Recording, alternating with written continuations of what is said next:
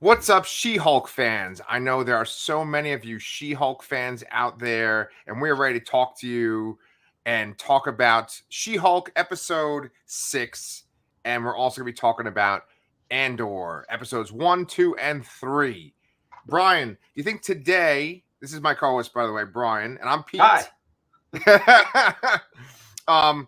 Do you think today that I'm going to have some positive things to say about She-Hulk? Being the fact that you're asking, no. No, I got a little sick of hearing me just kind of complain or saying that She-Hulk was okay. And so I want to say some positive things about She-Hulk today. Sure, that sounds good. Do you have positive things to say about She-Hulk? Yeah, I would say so. Yeah, it's Okay.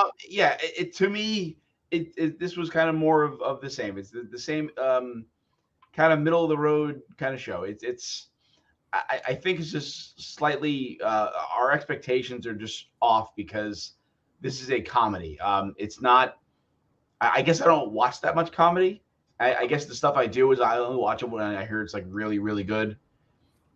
So maybe this is just like a sort of middle of the road comedy show, and that's why our expectations are not being met, I guess. Okay. But I don't hate the show by any means. There's nothing bad about it. It's just kind of there.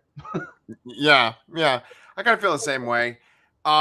We should point out that we are Comic Books Transformed, and we discuss all the streaming shows and movies that are based on your favorite comic books. And so whenever there is a Marvel streaming show on Disney Plus, that's the one we cover first. So we're going to dive into that, and then we're going to cover Andor. And Brian and I haven't talked about Andor really at all, so I'm very curious to see how he felt about the show. But yeah, I mean, you say it's kind of there, She-Hulk. It's just kind of, in the middle. You don't hate it. You don't think it's amazing. It's a comedy, and I feel the exact same way. I will say some positive things about it though today. But I think before we even get to the positive stuff, we should point out that Daredevil was not in the episode. Yes. So we should say that the name of the episode was called Just Jen. Thank you. It's a self-contained wedding episode at what was the line she said? An inconvenient time. Oh yeah, which I believe is a nod to everyone was expecting Daredevil this week. Yeah, I like the fourth wall breaking. I think there's like maybe 1 to 2 instances of fourth wall breaking per episode. You think I'm right? Yeah, 1 or 2, and I think that's a perfect amount. Yeah. It's usually at the very beginning. It's kind of before they do the little She-Hulk credits. Yes. Yeah. So one of the things that I was happy about is that they name dropped the Intelligentsia, right? And have you ever read any comics with the Intelligentsia in it? I have not. That was new to me, but it very much reminded me of in the more recent era, the Krakoa era of X-Men. There's a couple issues of New Mutants where there's like the villain is like a doxing group that doxes the location of Beak's parents. And Beak being from Beak from Grant Morrison's New X-Men. Yeah. And that has a very depressing ending, but it does. Yeah. New Mutants. I remember that issue. Yeah. Because that was when it was like Hickman was writing it, but then also I can't remember the name of the guy. The other guy. It was like Hickman and the other guy. And yeah, there were alternating weeks for a while, and this was one of the while the main New Mutants team, which is the more classic roster, was out doing stuff in space. There were some side stories that were on taking place on Earth. And this one happened to have Beak, which was a nice callback. Beak and Angel from Grant Morrison's New X-Men. Yes, and you said they were a doxing group. What? So doxing, what does that mean? It means like you were. It means they basically say like, hey, this is where this mutant lives, or this is where this mutant supporter lives, and they let so someone goes, someone that hates mutants goes there and harasses them, or in this case, they ultimately ended up dying. Because I think were they going to ransom them or something? I don't remember the exact details of the story, but I just remember that Beak's parents get killed, and they have to, or kind of erase his memory of the whole situation because it was that horrible. Yeah, I think because I actually read that kind of more recently. I'm so behind on my X-Men stuff. I love how we go off on these random tangents when we're supposed to talk about She-Hulk, but it was that, like, all the pharmaceutical stuff they were making on Krakoa, there were groups that wanted to get the drugs or like the pharmaceuticals to use for humans, and so they were going to hold Beak's family hostage. Yes, that sounds about right. Yeah. So, like, that's what the group is like in the She-Hulk show, where they are like exposing things online, or they kind of have like a evil chat room going. But the Intelligentsia in the comics, I've only seen them once, but they had a pretty solid lineup. They're like supposedly the most evil thinkers out there, and the team includes Doctor Doom of all people, MODOK, Mad Thinker, Red Ghost, and the Wizard. And are you kind of familiar with the Wizard because of Fantastic Four? Yes. Yeah. Grateful for. Yeah, I've been reading. I've been reading a lot of Dan Slott's Fantastic Four run right now, and he also showed up a lot in Hickman's Fantastic Four, so I'm pretty familiar with him. Yes. What about the Red Ghost though? The Red Ghost. He's wait. Is he like an old man looking guy? Yeah.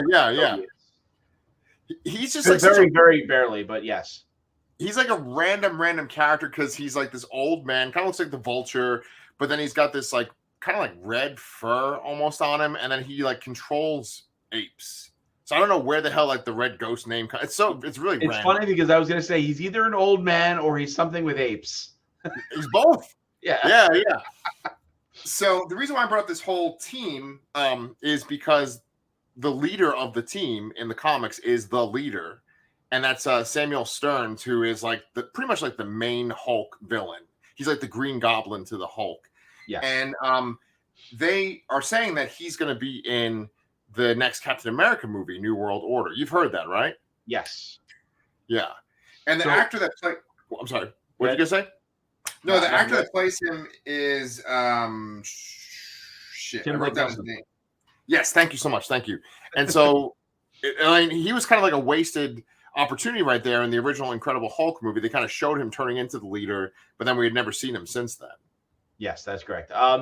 So yeah, I think that out of this lineup from the comics that you just mentioned here, I think it's pretty likely we'll see him, even though he is a part of the Captain America 4. I don't believe that he will be the main villain. I think he'll just be some part of it, right? And maybe this is how it connects. This Intelligentsia group is how it connects to that movie. Yeah, but, I mean, we're not getting Doctor Doom here. No. Maybe you can get the others. MODOK's supposed to be showing up in Ant-Man, Quantumania, Ant-Man and the Wasp, Quantumania. So, and he looks a bit different. So I'm not sure if we'll get that, but I wouldn't be surprised if this was a group with the leader, the Mad Thinker, the Red Ghost, and maybe the Wizard too. I'm a little undecided on Wizard because of the Fantastic Four ties. Exactly. My thoughts exactly, my man. Wait, you're saying that MODOK looks different. Have you seen pictures of MODOK from the movie? There was a leaked image where he looks very robotic. Okay. Think like Sam Raimi Green Goblin-ish, but orange and purple. Okay, I'm gonna have to look this up like when we're done recording. Yeah, it's a little weird, but whatever. It's MODOK. I mean, I don't know how you'd pull off a giant head like that in a realistic looking way without it being like horrific. Yes. I mean, I pull off a giant head every time we record a YouTube video. Hopefully it's not too horrific. Apparently I have some really good salad going on here, according to the guy that was a guest on. Are you listening, Kevin Feige? We have the perfect actor for MODOK. Perfect MODOK. I wish I had I'm actually in my daughter's bedroom. Hold on. Wait. I got perfect. Look, I got Robin's body right here. This could be my little my arms and my legs. Look, I'm MODOK. All right. It's Friday, everybody. Anyway, so okay, let's just cut to the end credit of this, but we'll talk about the rest of the episode too.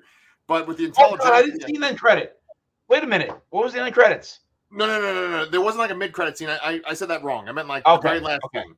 Okay. Yes. So yeah, they're showing the lab and they're showing the big crazy needle.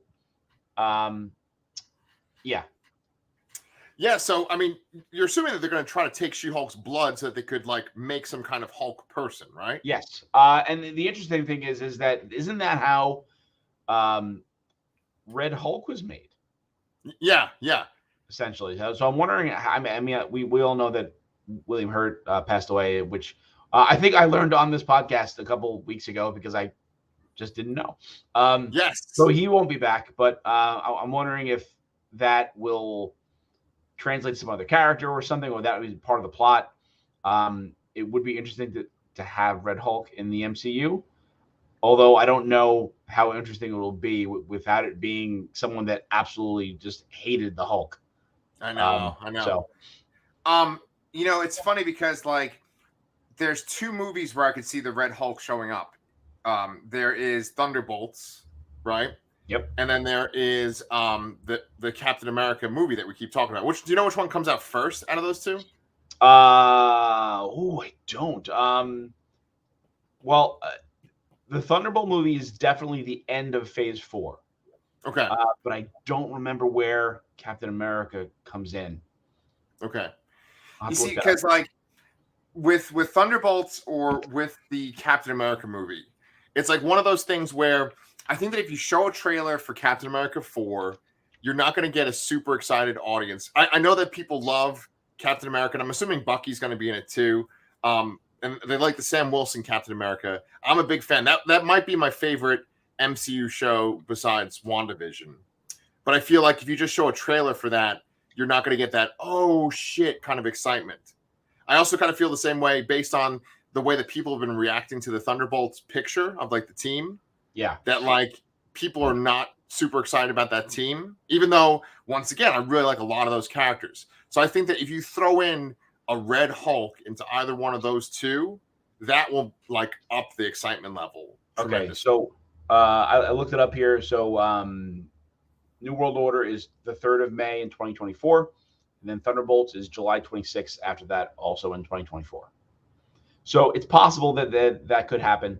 And I kind of agree with you about Thunderbolts. I think the cast is kind of great, but from an acting standpoint and a character standpoint, but at the same time, someone pointed out, like 90% of the team does the exact same thing. Exactly. So, right.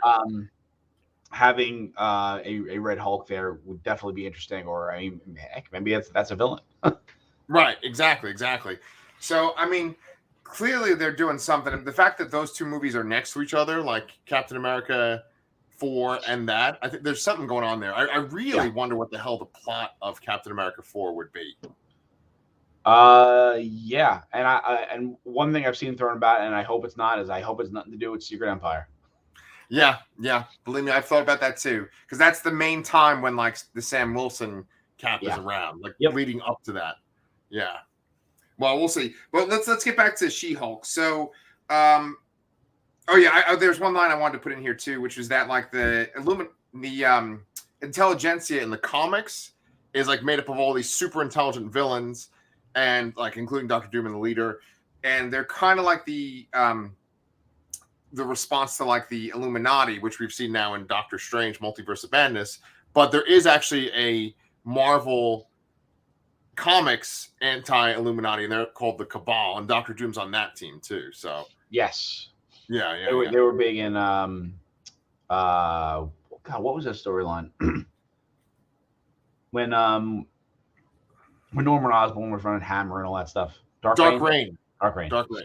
Yeah, and that team, it's just kind of fun. I love talking about this shit with you, but like that team, had Emma Frost, and I think Loki, the female Loki, was on that team. Yeah, and then and they could actually like throw a female Loki from the MCU onto this if they actually want to make their own version of that team. And besides Doctor Doom and the female Loki, that team also had the Hood, and the Hood is going to be the main guy of the Ironheart, the main villain of the Ironheart show. Yes. So there's a lot of interesting stuff that they can play with. That's for sure. Yeah, definitely. And then while we're on it, since we're just doing tangents, we want to tell everybody what you thought about that Ironheart design from. Oh yeah, so there's an Ironheart design that leaked for Wakanda Forever from the Marvel Legends figure, and to me it looks very Transformer-like, which is great for us because look behind me, and also because Hasbro has the toy license right for both Marvel and Transformers. I thought the overall design, especially like the legs and the backpack, looked very much like RC. And some of the face almost reminded me a lot of Nightbird, which is often repainted from RC, which is like a real obscure one-off character. from the original cartoon that has made some rare appearances elsewhere, but has a Yeah. decent number of toys out these days. Yeah. I actually really dug the design, and it's cool because like I can't believe they're actually up to Riri, but they showed Riri right in that trailer for Wakanda Forever. So Yes. she's Yeah. coming, man. Very Ironheart's coming. quickly, but yes, she was in there. Yeah, and they even showed like a heart symbol like on the floor Yeah. at one point too. Yeah. Yep. So okay. Hey, we should actually talk about She-Hulk. Whose show is this again? Right. Isn't that actually? I think that's actually the name of the last episode. Is it really? I think it is. Holy shit. Okay, that's awesome. So, okay. With She-Hulk, the episode's called Just Jen, and she goes to her friend's wedding. And she shows up right away as She-Hulk, ready to, wow all of her friends and be impressive. But then her friend Lulu, who is getting married, says, "Can you just be Jen?" And so Tatiana Maslany is Jen Walters for the majority of the episode. Yes. Did you like the wedding hijinks? It was okay, I guess. I enjoyed when Titania showed up. And she's like, "No, I'm not gonna do anything, or anything like that." I think there's some seeding going on with what was the guy she was talking to? His name Josh. Yeah. I was very perplexed by Josh. Not perplexed. I was very focused on Josh because he doesn't really say why he's there. Yeah. He kind of dodges the question, and they also never showed the groom. So I was wondering if either A, he's somehow involved, he's either the groom in the wedding or something like that, or related to something. He's going to be related to something that Jen messes up, in her personal life, or he's part of this intelligentsia plot somehow. But the other angle is, so one of the guys that She-Hulk went on one of the dates with, he's an actor named John Bass. He's a comedic actor. I think I mainly know him from a TBS show called Miracle Workers that has Daniel Radcliffe in it. Oh yeah, Steve Buscemi too, right? And Steve Buscemi, yes, they're both fantastic in it. Especially the first season and the third season were pretty good. I didn't like the second season that much. Okay.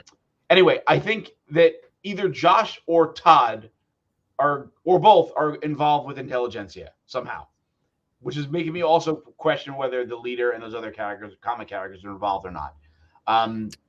We did see Todd show up at the end of an episode, and he mentions he's a client of, I believe it's what's the other lawyer's name? Is it Megan Meredith? Oh, I should know this. I'm sorry, I didn't write it down. It's something book. Okay. But yeah. So the one who was the focus of the B plot today. Yes, that lawyer, yes. Yeah. So I think that either Josh or Todd have a very strong connection to intelligentsia. Okay. Yeah, because like when they did show the syringe at the end of the episode where they were gonna like potentially draw She-Hulk's blood, they didn't show anyone's face or anything like that. So that's a good sign that someone is like a sleeper agent or something like that. Yeah. So I actually felt the same way too. I liked their flirting between the two of them. We mentioned at the very beginning, you were talking about how it's a comedy and that's maybe how our needs are not getting fulfilled. But like as per usual, I would say that I feel like the jokes, most of them did not land. One joke I did appreciate from the wedding part was when you finally see who the groomsman they're pairing up with Jen is. It's like this old dog, like I like that. Yeah. He had to resuscitate him this morning. I got a little laugh out of that. Right. That was funny. And then I liked Titania being at the wedding, but I particularly liked when Jen was like vomiting, outside, and then Titania just clocked her. It was good to see like a battle between the two at the wedding too. Yeah, and it was also interesting to see that Jen had trouble transforming into She-Hulk. I feel like that's going to come up later on in some fight. Yeah, it kind of reminded me of confident about it in the first place. It only makes sense that confidence was going to be tested later on. Yeah. Like that's what I was saying when we first started reviewing the show, that I wanted to see scenes like that where Yeah. like she feels like she's got it in the bag, but oh wait. So yeah, that is promising too. That kind of stuff that reminded me of just Hulk in Infinity War too, like Bruce trying to turn into Hulk. True. Yeah. Yeah. So let's see. Was there anything else that you wanted to say about She-Hulk? I mean, we didn't really talk about the B plot at all. I figured Oh. it's semi-important to mention that it featured Mr. Immortal. It was kind of a funny idea for a plot. I mean, I don't necessarily think it worked amazingly or anything like that, but it's Mr. Immortal is an actual character from the Marvel comics. He's from the Great Lakes Avengers. Yeah. And he is a mutant.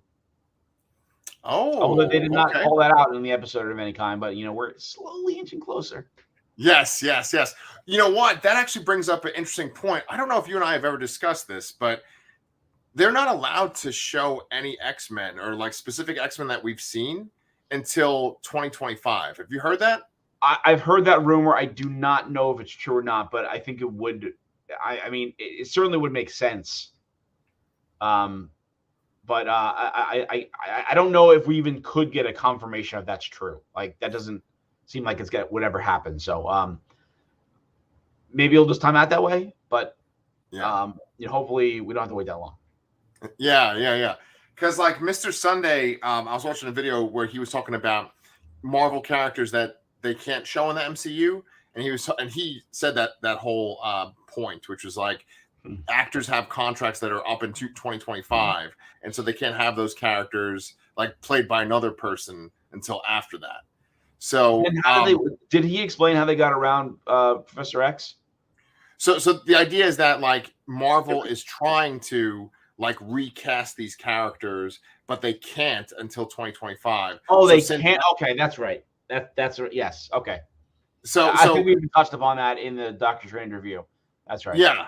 Which then that makes a lot of sense, right? Because if they go into Secret Wars and it's this whole idea of like all these different multiversal versions of characters, then you can have those Fox actors, like you can have, fucking Hottie McHot Pants as Magneto, who's he's like one of my favorite. Yeah. Like you can have him being Magneto and James McAvoy as Professor X, and one of the lame Cyclopses they had from those movies. I didn't mind Ty Sheridan as Cyclops. I mean, okay? You know what? I like James Marsden too. They just didn't use him for anything. Right. Okay. Yeah, he is good. He has some good interactions with Wolverine in that first movie. That's for sure. And then he's just not in the other two. Yeah. He gets killed in the third one. It's real lame. Yeah. Okay, so that's cool. I once again, I didn't think that Mr. Immortal part was funny really at all. There's a whole bunch of jokes in that section. Actually, I even thought one joke was kind of in poor taste, where like they're arguing and then he just jumps out the window. I was like, okay, he's just committing suicide. That's a little bit, yeah. But so that's pretty much it. So then you're good with She-Hulk then, right? Yep. Until next week. All right. So now let's talk about what everyone is excited to talk about. The episodes 1 through 3 of Andor. Okay. So first thing off the bat, I have to say, Disney, stop giving me chunks at the beginning. If you're gonna go week to week, maybe give me 2, okay? 3 on Wednesday, no. I mean, we're recording this on a Friday, which is great. But if I had to cram 3 shows in a day, come on. What is this? Netflix? Come on. Yeah. Well, from what I heard, I don't know if you knew this, but like the way the show works is that every 3 episodes is essentially like one arc for the show. Did you know that? Oh, no, I didn't know that. I had heard something about there's a planned timeline of episodes where it's like 24, 25 episodes total, and that's it. Yeah. So it's like 2 seasons, and it is going like, because you saw this episode, the very first one is like 5 years before the Battle of Yavin, and so it's like they're gonna go like pretty much from then all the way up to Rogue One, I think. And so it's like just going through his life and going through months of his experience. Yeah. Like the rise of the rebellion. Gives us some K2SO. Yes. But I heard somewhere that K2SO is not showing up until season 2. Yeah, that's I heard something similarly, and I hope that does happen. I mean, I understand he's not there yet. That's fine, but it would be a tragedy not to have to have the opportunity to have more of him and then not actually have him. Yes. We're not getting that usual two-dick pleasure, that we could be getting. So definitely got to bring Alan Tudyk in there. And that we're saying that as fans of Doom Patrol. By the way, did you see? I don't know if you responded to me on Twitter. I sent you a picture from Doom Patrol. Yes, they cast Madeline Zima as Space Case, Casey Brink from the more recent incarnations of Doom Patrol, written by Gerard Way, who I just saw in concert 2 nights ago. I'm so jealous. Was it good? Yeah, it was really good. I'm still not like a huge fan, but I love the Black Parade album so much. And the other stuff is good too, but like usually like I'm like a ridiculous mega fan of whoever I'm going to see, actually go out and see. But this time I was definitely didn't know as many words as I normally do. Yeah, you got to do the thing. I know you do it too, but like you look up the set list of the band and then just like listen to the songs. Well, that's the cool thing is that they've been changing up the set list a lot, show to show, and they this was almost the exception of like maybe 5 or 6 like major songs. It was like an almost totally different set list from the previous night, which is also in the same venue. Oh, okay. Wow, that's different. Yeah. I'm jealous, just for fans of like Doom Patrol and Gerard Way and also Umbrella Academy. We've talked about all of those things on our show. He also wrote a comic called The Fabulous Killjoys. I might have mentioned that. But that was like a whole concept album that My Chemical Romance did. Yes, yeah. And Grant Morrison is in a music video for one of their songs on that album. Yes, too. That's right. I believe that was oh god, which one? I don't remember which song it was. Yeah. Man, we just go on tangents, don't we? Yeah. I have to go back a little bit too with the tangent too, because we mentioned Alan Tudyk. I can't not mention that Alan Tudyk is the new voice of Optimus Prime in the new Transformers cartoon. Oh yeah. I was going to ask you that too, like just on our Twitter and shit. Like, was there a reason why we're not going to cover that? Because I was thinking that should be something we should cover. Because it's on Paramount Plus, and I don't know if I want to pay for another service. Oh, maybe somehow you'll get access to it. Okay. Maybe I can find some way. I think there's a little bit of a delay. Like actually, on your side of the screen, it keeps like freezing when you talk. Like your voice is coming in fine, but like it keeps freezing. So I don't know if you saw my wink, but I did, yes. Okay, nice and awkward. And then now you guys who are listening to our podcast, you know that I just winked too. But you should check out our YouTube video of this because you could have seen me as MODOK. Okay. Anyway, fucking Andor. Let's get back to Andor. So one of my favorite things about this show is that it is a super serious show about people trying to survive under this oppressive government, and they're just figuring out ways to how to get away from this government. And it's like Darth Vader is in this universe too. Like that just blows my mind. Yes. This very much feels like a premium network, or premium cable show. Mm-hmm. And it's more about people's lives and their existence rather than the flashy fanfare of and fantasy of typical Star Wars. Yes. And I am so grateful for that. I actually really miss just straight up serious sci-fi. I was getting kind of vibes. It kind of reminded me of like that Tom Cruise movie Oblivion. Have you seen that one? I don't think so. No. Okay, it's like this one where it's after an alien invasion and he's like one of the sole survivors and he has like a white suit on. It's directed by the guy, but I don't think I saw it. Yeah, the guy that did Tron Legacy and also did Top Gun Maverick. He did that too. Interesting. Okay. Yeah. Anyway, it kind of reminded me of that, and then like Blade Runner 2049, but not like as kind of creative or dark as that, or visually as interesting as that. But I just like that sort of serious sci-fi, and I really, really like the fact that it's not like, oh, here's this bounty hunter from Empire Strikes Back. Like, I was really glad that we weren't like just tripping over Easter eggs, Yes. I don't think I noticed any Easter eggs at all. Right. So yeah, it's interesting to be to watch something that you're familiar with, but yet know nothing about. Like I feel like a similar experience watching this as I feel as I'm also watching House of the Dragon, and I read all the Thrones books that have been released, but except I never read Fire and Blood because it was like a historical recounting of some sorts. So Mhm. I have no clue what the hell's going to happen at all. And Good. it's refreshing that I know the property very well, but I just have absolutely no idea what's going to happen. I guess in Yeah. this we do ultimately know what's going to happen to these characters, but for the most part, I'm still I'm enjoying not knowing anything. Yeah, but you bring up a good point. Like, we know what's going to happen to Cassian Andor, but pretty much like every other character that's introduced on the show, we don't know if they're going to die or like True. join the rebellion, right? Like Yeah. even his mom, his adopted mom, it's like, who is she going to live? Is she going to die? It's all up in the air. Like, I'm sure that a lot of these good guy characters are going to die because I do feel like this is a very serious, somber show, Yeah. and so and that just kind of goes along with the way that Rogue One felt too. So Yeah, we are absolutely. probably going to lose a lot of these characters, but I think we should talk about like the behind the scenes stuff real quick too. So the showrunner is Tony Gilroy, who I think he might have written every single episode.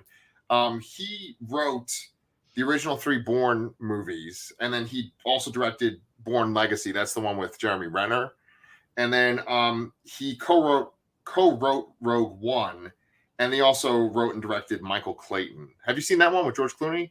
I have not. Yeah. I don't think I actually have seen it either, but I've seen parts of it, and Sherry really loves it. It's a good serious movie, Okay.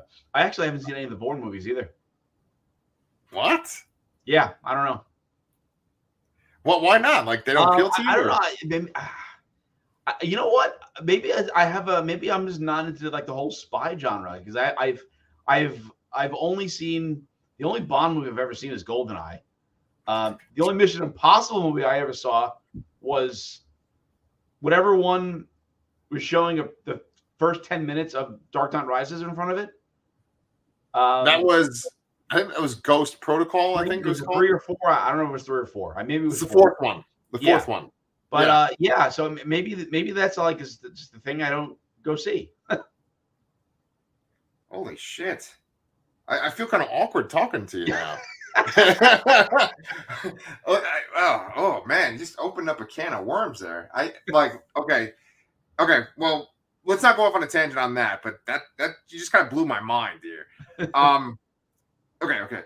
Well, regardless of if you've seen the Bourne movies or not, I think they're very well done, and the first one is very good. The second one's actually very good too. The fact that this guy wrote them is great. But like it just has that kind of feeling of it actually feels like the Bourne movies because it's just sort of like trying to duck away from the authorities, pull things off, kind of be inconspicuous and not get caught. And the other part of the behind the scenes is that we have like some great actors in it. Diego Luna, I thought he was really good in Rogue One.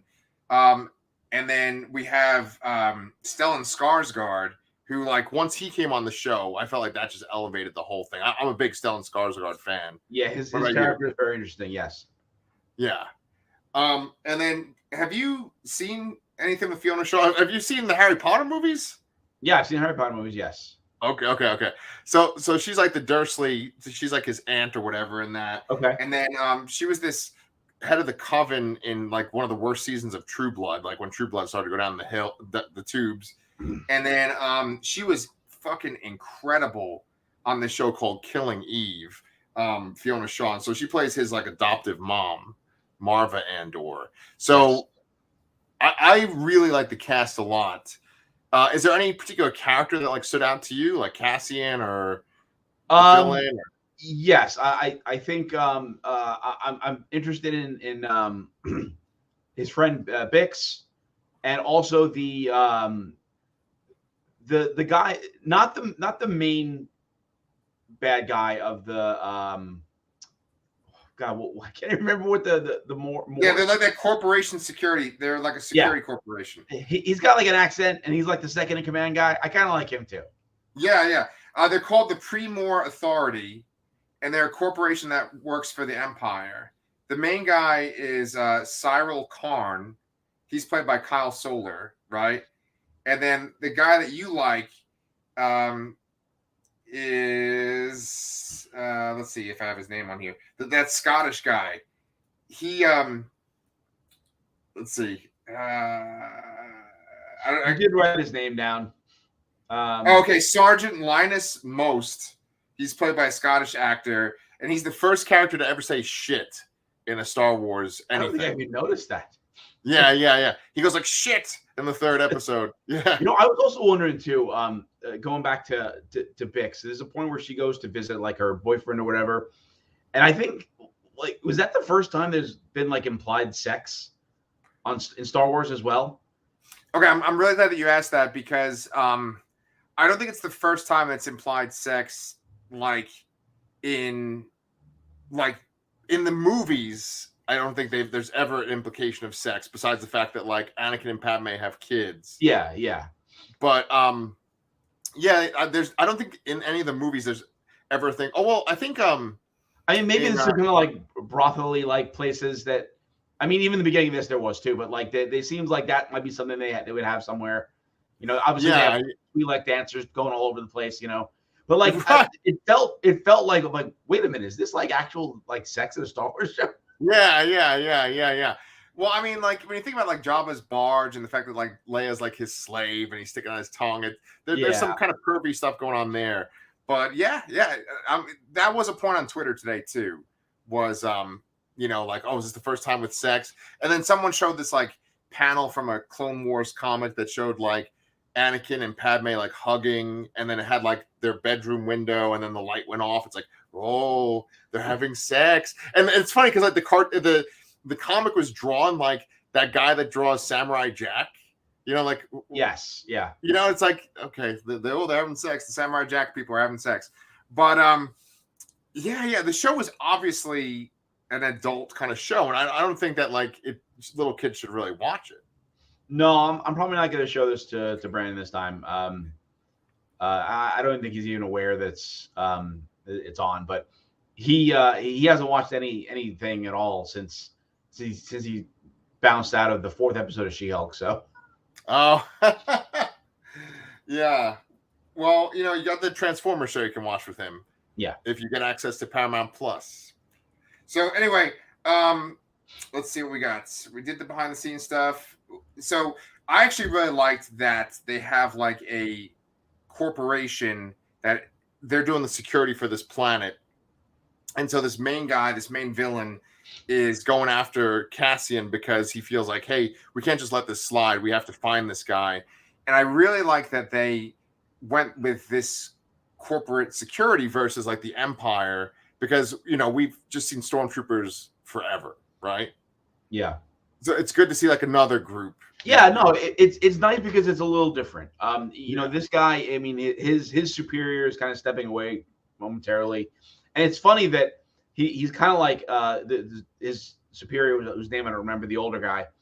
He basically said like, oh, they probably just ran into the wrong guy in a fight, and they just pissed off the wrong guy, and they got killed, which is exactly what happened. You know, right. This guy, he's just trying to prove himself. He's a little unsure of himself, but he's very by the book, and he just doesn't want to let this slide. And you can see his inexperience throughout the events of these 3 episodes there. Like you can tell he's never really been in a fight or hasn't been in danger too many times in his life. Probably he's mainly sitting behind a desk and he's just trying to rise to the ranks and prove himself. I have a feeling that that's going to backfire on him because he got some people killed. He didn't catch anybody, and you know, he is no closer to. I mean, I guess he's closer to solving the murders because I think they did pretty much figure out it was Andor that killed him. So yeah, I mean, that going for him. Yeah, I think you're 100% right that it is going to backfire. I think that like he is maybe going to rise to power a little bit, and I think that like you eventually rise to power, and then you do kind of come in contact with the regular Star Wars stuff that we know. Like he'll come in contact with some stormtroopers or maybe even Darth Vader. I mean, anything is on the table where you could run into the Emperor, you know, at this point too. Yeah. I mean, this dude's not going to run into the Emperor, but like it's that time period. And so, and I have to also give a little shout out. A lot of the information I got for this was from Star Wars Explained, and he even kind of made that note of like you could run into the Emperor. The guy that Tony Gilroy, who is the showrunner, he said that he didn't want to throw in Easter eggs or throw in cameos just randomly. He wants it to be purposeful for the story. And the metaphor he used is the cameos are all protein and not icing. And I kind of like that metaphor. Interesting. Okay. Yeah. So let me ask you a question. When they did the flashbacks to his homeworld, right, which was Canary. Canary, right. Did they have captions for when the people talked? No. Okay. And I hate that. I also get it. I get it, especially for a scenario like this where it's a language that doesn't exist. So you really have to flesh out this language just so you can write down on closed captioning for people. No. Right. It's more annoying to me when it's like a real language that's, that is spoken in the actual real world, and they just decide to say, "Oh, speaks in Chinese or whatever." Yeah. I agree. So obviously it's like a world where things aren't as advanced. They have kind of like more kind of tribal way of thinking. But I think that the implication is maybe that all the adults are dead. Did you get that idea? Yes, it did seem there were a lot of children there. I don't think I saw any adults. Yeah, you're right. It's a good point. Like maybe it's like a Lord of the Flies kind of scenario. Right, because like the way that they described the planet, because they talked about Canary at one point in one of these episodes where they said it's like, oh, it was an imperial disaster. I think that he's probably going to go back to Canary because when that ship crashes on the planet, it's a Republic ship. And so, I'm assuming that the Empire is going to take over that planet and he's going to eventually come back to the planet a little bit older because they implied that like the planet itself was ravaged by the Empire. Yeah, I think they said it was ravaged by like a mining accident or something. Right. Yeah, and then the whole crux of the show is so far is that he's looking for his sister that he was separated from in this flashback where he went off on this little excursion to this downed it's something I think it's not a rebel ship, a Republic ship, and where he then one of his friends gets kind of shot, and then he kind of goes into the ship and he kind of takes it out his frustrations, which is where he runs into Marva.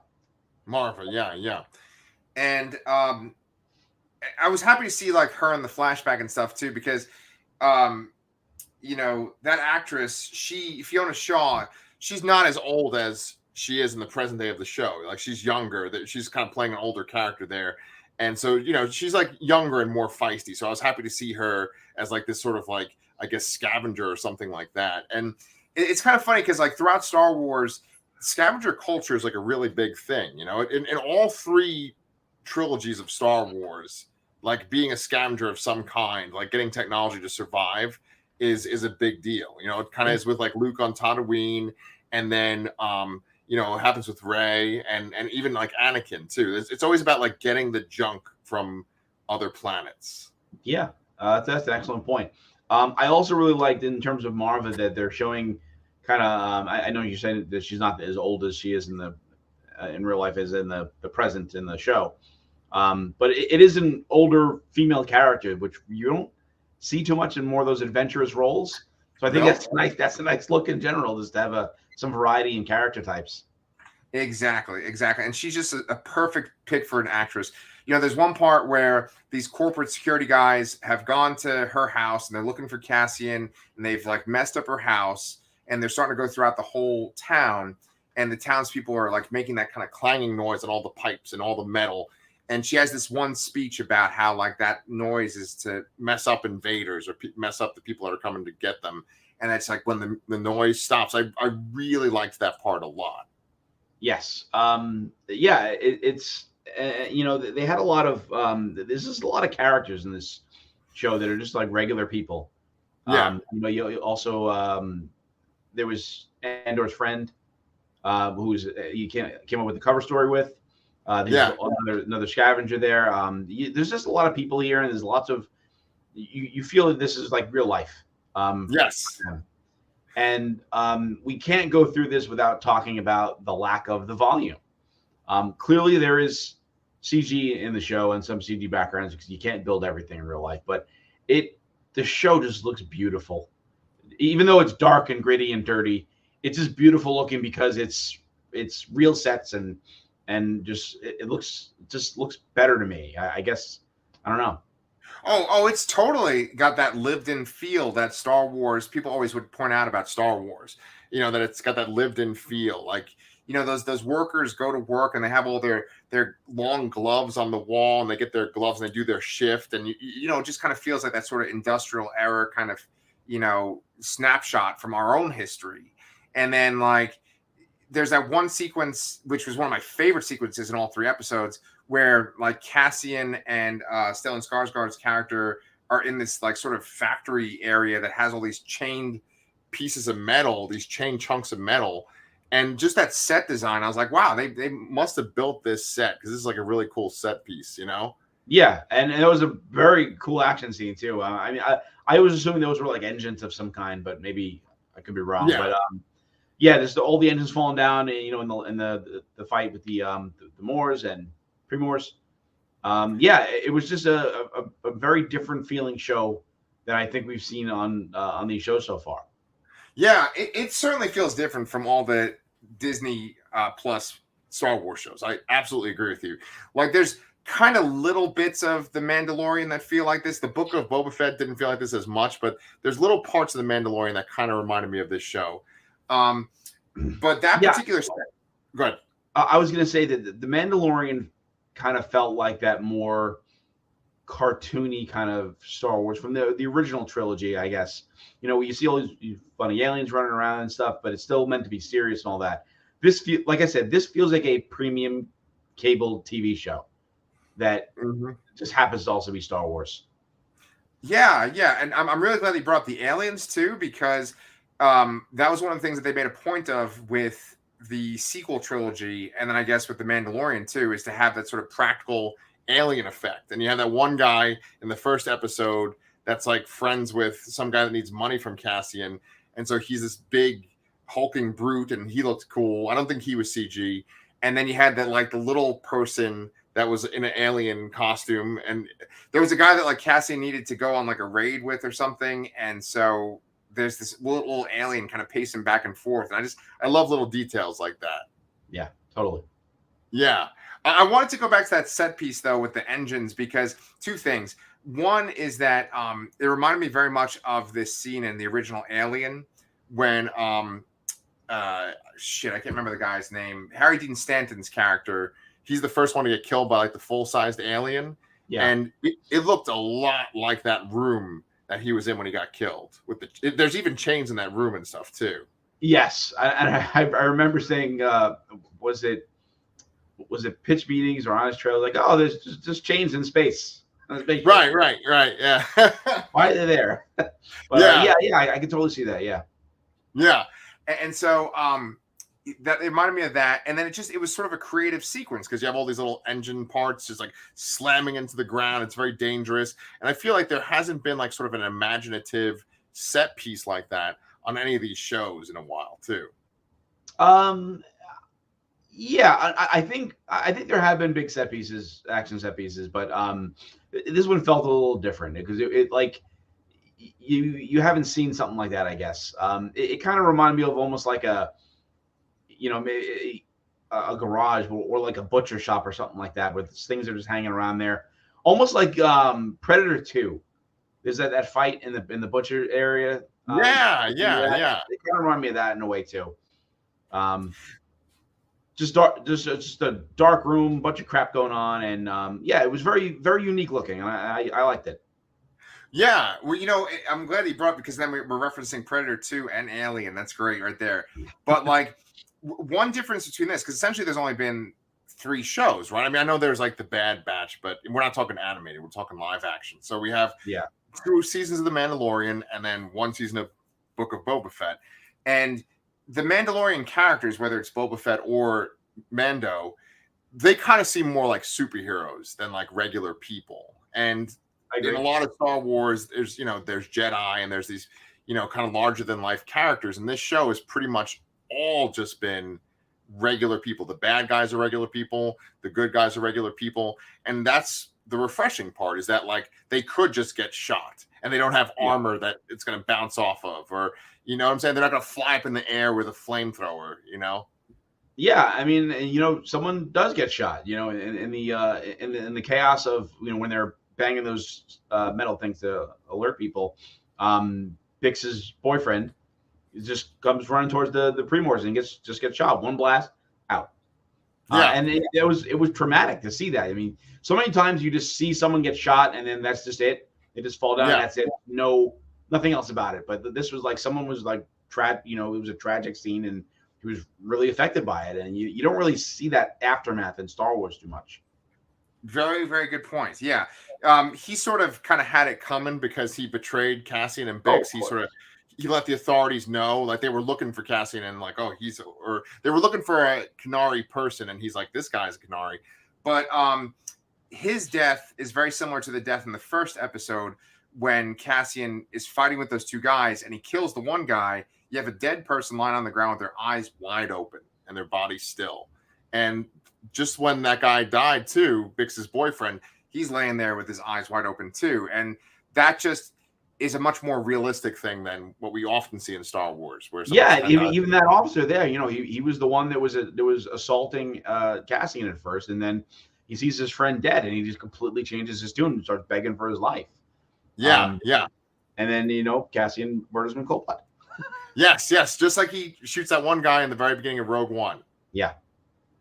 So I think that he's going to be very much influenced by Stellan Skarsgård's character. I got to look up his name while we're talking, but like Stellan Skarsgård, I said this in our notes.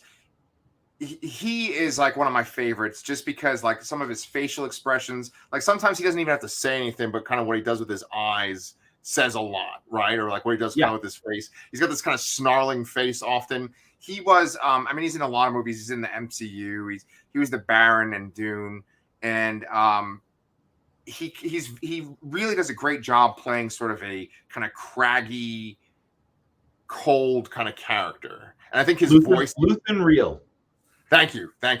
Yeah, and I think his voice and his demeanor just they all go so well to kind of play this sort of cold character. And one of my favorite parts was when they had the Primor guy, Cyril Karn, and Cassian's pointing a gun at him, and he's trying to get information out of him, and Luthen is just like, just shoot him, kill him, Yeah. I also really liked his speech when from that battle in that action set piece, where Cassian's trying to like, oh, but we left the box, we left the magic box that does all these magic things. He's like, I'm not really here for that. I'm here for someone who wants to make a difference, that has some skills. I'd rather save that than this piece of equipment. I thought it was a refreshing take on recruitment for a rebellion. Yes. And we kind of get, it's almost like Cassian's sort of origin, or like, this is what this character is about, because he has a little speech right before that moment where he says, Luthen asks him, how did you get this box? And he says, they just don't expect you to just walk right in and go to take it. They don't expect you to come into their fortress and spit in their food and do all these other things. And he's talking about sort of the arrogance of the Imperials. And we see Imperial arrogance throughout all the movies and these shows. And so I really like that that's sort of a dynamic of his character, because he is essentially like a spy in Rogue One. And so we're just kind of building him up to that. Yeah, I agree. But you're probably going to have to turn off the show by then because you don't watch spy things. Oh, shit. You're right. Oh, well, have fun reading the rest of the show by yourself. I'll see you in. Oh, no, I'll be here for She-Hulk. I'll just dip out. Perfect. So, listen, did you have anything else you want to say about these first 3 episodes? No, I guess just, again, to reiterate what I said prior to watching the show, I never thought I'd be excited for this, but I am. I'm intrigued. I think its existence is justified, and I'm excited to see what comes next. And like usual lately, the thing we review second is usually the more interesting thing. I know. I always wonder about that. It's like, are people really wanting to see our second thing more than our first thing? And it's like, I always think, should we change it up? Yeah, I agree. But what's also interesting is that we write all these detailed notes before our show, And I don't really like just go bullet point by bullet point, but we end up covering like pretty much all the things on my notes too. Yeah, I usually have it up on the second screen just to reference, and I refresh my memory to read it right before we start, just so I can remember to bring up things and add my own thoughts in there. Yeah. And someday I'll probably attempt to write my own notes again too. Yeah. But you know what, man, you always bring up really good points. I really appreciate it. So Thank you. You know, this show, it was like a great breath of fresh air for Star Wars media, and then also just the stuff they put out on Disney Plus. It's just like you said it multiple times. It felt like a premium cable show, a sci-fi show, and we really do not have a lot of that. And I know probably fans of like The Expanse and stuff are probably like, "You dicks, that's a great show," but like I watched the first season of that, and I never went back after that. Not that how many seasons of that show are there? There was a lot more. There was like 5 or 6, I think. Yeah. That eventually moved to Amazon. But it wasn't for a lack of me not like it. You know, I liked the show when I watched it. It's just too many things building up to watch, and especially now, it's like I feel like everything I watch is like superhero related or Star Wars related or something. Right. But I'm trying to watch other stuff again too. Well, that brings up a good point, though. Let's toss this out to our audience too. I know you guys that are watching it. Can you let us know? Brian and I are discussing what we're going to watch as we wait for the next MCU show and the next Star Wars show. While Andor's going on and She-Hulk is over, we were talking about maybe watching Lock and Key and maybe covering the most recent season. But if you guys have another suggestion of stuff that fits this channel, let us know. And if you guys haven't subscribed to the channel too at this point, please do. And I mean, we love when you guys comment and stuff like that. So we want you guys to participate as well. But if you made it all the way to this part, thank you so much. And so I guess me and Brian, then we'll see you guys next week. Nice. Okay. See, I'm going to awkwardly. There we go. Okay.